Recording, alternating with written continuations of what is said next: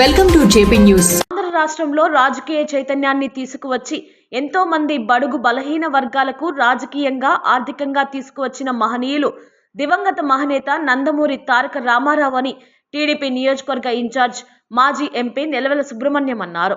ఎన్టీఆర్ 30వ వర్ధంతి సందర్భంగా నాయుడుపేట పట్టణంలోని టీడీపీ పార్టీ కార్యాలయంలో ఎన్టీఆర్ విగ్రహానికి పూలమాలలు వేసి ఘన నివాళులర్పించారు. ఈ సందర్భంగా నెలవెల సుబ్రహ్మణ్యం మాట్లాడుతూ రాష్ట్ర అభివృద్ధి ప్రదాత నందమూరి తారక రామారావు అని కొనియాడారు. రాష్ట్రంలో ఎంతో మంది బడుగు బలహీన వర్గాల వారికి రాజకీయ భిక్ష పెట్టిన మహానాయకుడు ఎన్టీఆర్ అన్నారు.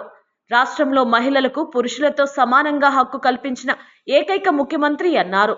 రాయలసీమకే తలమానికంగా ఉన్న సిమ్స్ ఆసుపత్రి, పద్మావతి యూనివర్సిటీని ఏర్పాటు చేశారన్నారు. తెలుగంగ కాలువలు ఏర్పాటు చేసి రైతులు సుభిక్షంగా 3 పంటలు పండించుకునేలా కృషి చేశారన్నారు. ఎన్టీఆర్ ఆశయాలను ముఖ్యమంత్రి నారా చంద్రబాబు నాయుడు, మంత్రి నారా లోకేష్ కొనసాగిస్తున్నారన్నారు. ఈ కార్యక్రమంలో municipal vice chairman Shaik Rafi, నాయకులు నెలవెల రాజేష్, పసల గంగాప్రసాద్, కట్టా వెంకటరమణారెడ్డి, సుజాతమ్మ, అవధానం సుధీర్ తదితరులు పాల్గొన్నారు.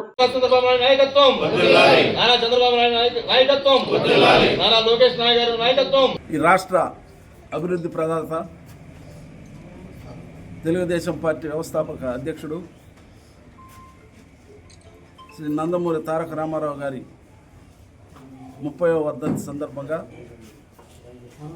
సూళ్లూరుపేట నియోజకవర్గంలో మనందరి అభిమాన శాసనసభ్యురాలు డాక్టర్ నెలవల విజయశ్రీ గారి సూచనల మేరకు నాయుడుపేటలో ఉండే టీడీపీ కార్యాలయంలో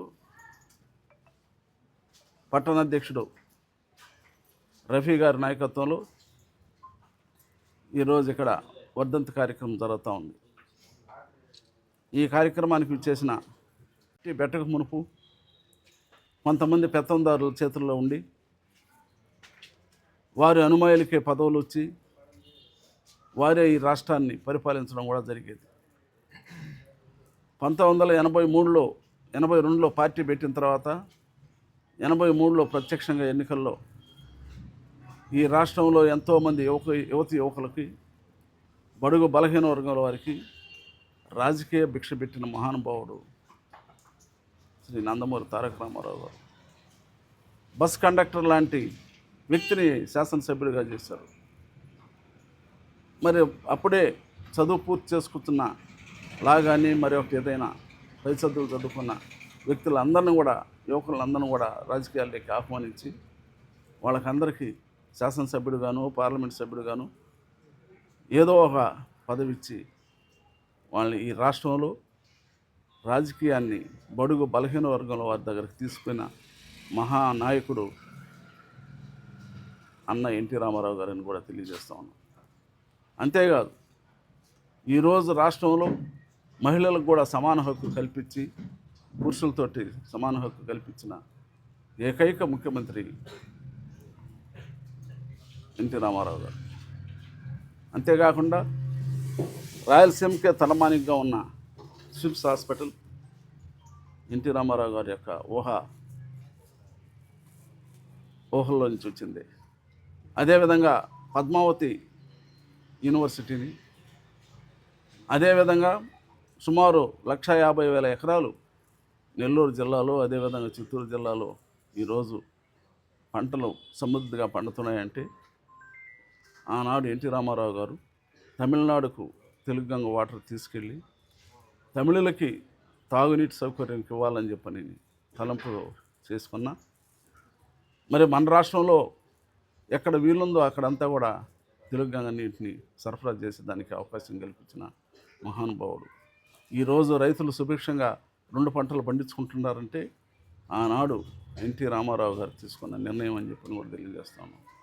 తెలుగంగ అయితేమి, సిమ్స్ హాస్పిటల్ అయితేమి, అదేవిధంగా విజయవాడలో ఎన్టీఆర్ యూనివర్సిటీ, మనకు ఒక సపరేట్ యూనివర్సిటీ ఏర్పాటు చేయాలా అని చెప్పని అక్కడ ఎన్టీఆర్ మెడికల్ యూనివర్సిటీని కూడా స్థాపించారు.